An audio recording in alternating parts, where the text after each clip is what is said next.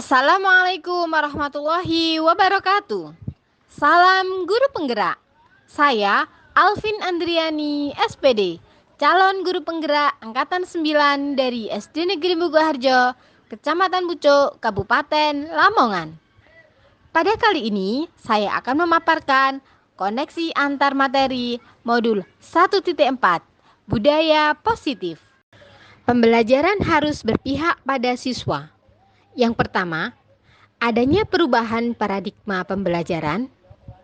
Yang kedua, pembelajaran hendaknya memenuhi apa yang murid butuhkan, bukan yang guru inginkan. Yang ketiga, pembelajaran harus sesuai dengan kodrat alam dan kodrat zaman. Yang keempat, guru bertindak sebagai among yang menuntun tumbuh kembangnya kodrat pada anak. Nilai dan peran guru penggerak harus mewujudkan pembelajaran yang berpihak pada murid. Yang pertama, nilai keberpihakan pada murid diimplementasikan dalam peran guru sebagai pemimpin pembelajaran. Yang kedua, pembelajaran diarahkan untuk mewujudkan kepemimpinan murid. Yang ketiga, selain mampu mengembangkan diri, seorang guru penggerak harus mampu mendiseminasikan pengetahuan dan pengalamannya pada komunitas praktisi. Pembelajaran yang berpihak pada murid harus terinternalisasi dalam visi seorang guru penggerak. Yang pertama, visi seorang guru penggerak harus mampu membawa perubahan di masa depan. Yang kedua, visi guru penggerak harus direalisasikan dalam sebuah prakarsa perubahan. Yang ketiga, visi guru penggerak harus sejalan dengan tujuan akhir pendidikan nasional, yaitu terbentuknya profil pelajar Pancasila. Budaya positif. Yang pertama, disiplin positif dan nilai-nilai kebajikan universal. Yang kedua, teori motivasi, hukuman dan penghargaan dan restitusi. Yang ketiga, keyakinan kelas. Yang keempat, kebutuhan dasar manusia dan dunia berkualitas. Yang kelima, restitusi, yaitu yang terdiri dari 5 posisi kontrol. Yang keenam, restitusi, yaitu segitiga restitusi.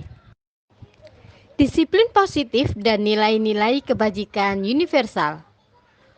Untuk menciptakan murid yang merdeka, syarat utamanya yaitu ada disiplin yang kuat. Disiplin yang dimaksud adalah disiplin diri yang memiliki motivasi intrinsik. Jika kita tidak memiliki motivasi intrinsik, maka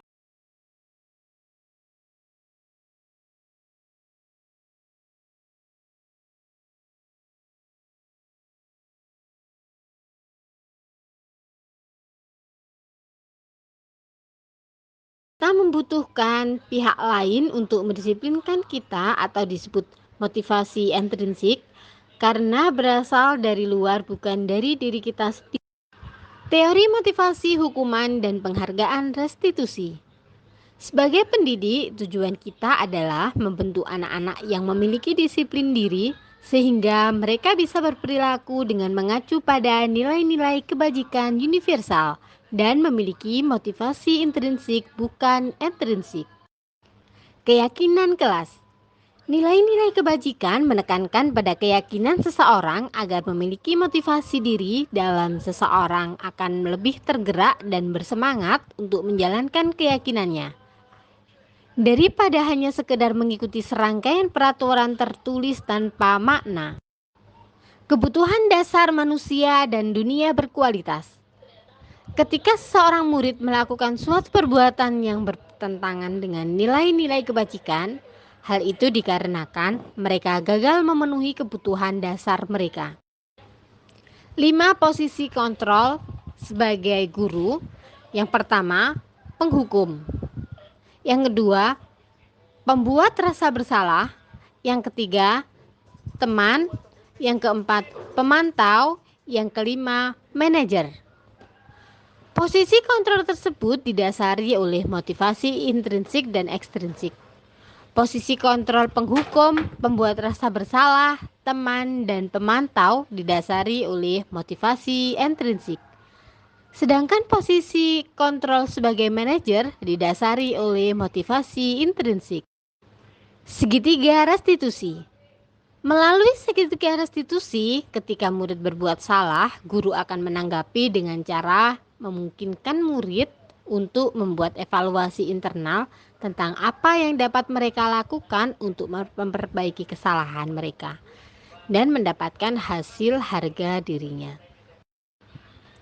Perubahan apa yang terjadi pada cara berpikir Anda dalam menciptakan budaya positif di kelas maupun di sekolah Anda setelah mempelajari modul ini?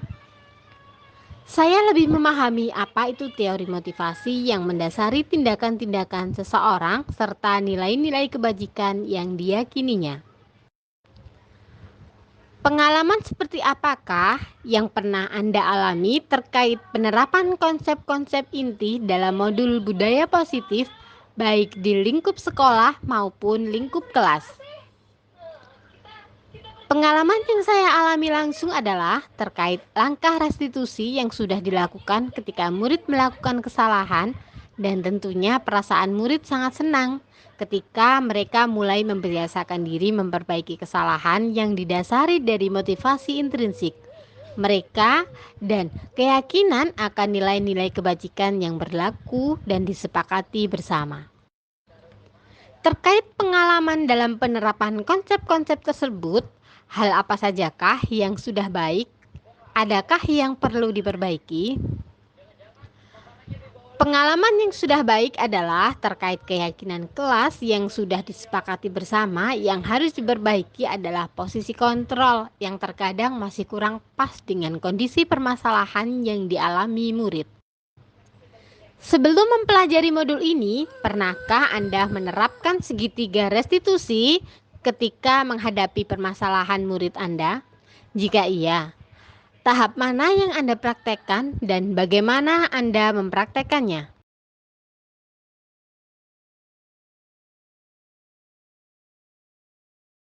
Istilah segitiga restitusi sendiri saya baru mendengar ketika mengikuti PGP.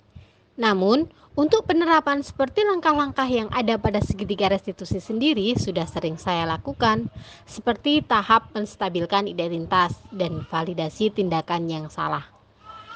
Adapun cara yang saya praktekkan yaitu melakukan komunikasi yang lebih baik dengan murid yang berbuat salah dengan memberikan penguatan bahwasanya hal terbaik apa yang sebenarnya bisa dilakukan oleh murid dalam berperilaku baik. Di samping itu, dalam tahap validasi tindakan yang salah, yang saya lakukan yaitu membuat murid belajar untuk menemukan alasannya melakukan sebuah perilaku yang kurang sesuai dengan harapan serta tujuan apa yang diinginkan darinya ketika melakukan perilaku tersebut. Selain konsep-konsep yang disampaikan dalam modul ini, adakah hal-hal lain yang menurut Anda penting untuk dipelajari dalam proses menciptakan budaya positif baik di lingkungan kelas maupun lingkungan sekolah? Menurut saya, hal-hal lain yang penting untuk dipelajari untuk menciptakan budaya positif di kelas maupun di sekolah adalah bagaimana cara agar segitiga restitusi ini mampu sepenuhnya diterapkan di kelas maupun di lingkungan sekolah. Mengingat masih ada guru yang menganggap bahwa dengan memberikan hukuman mampu mendisiplinkan murid, sehingga dari diri murid tidak timbul adanya keyakinan yang mampu mengubah murid tersebut ke arah yang lebih positif. Akan tetapi, lebih dikarenakan takut oleh hukuman. Di samping itu, menjalin kolaborasi yang baik dengan seluruh pihak terkait untuk mewujudkan budaya positif di sekolah juga sangat penting untuk dilakukan. Demikian pemaparan dari saya. Terima kasih. Salam bahagia.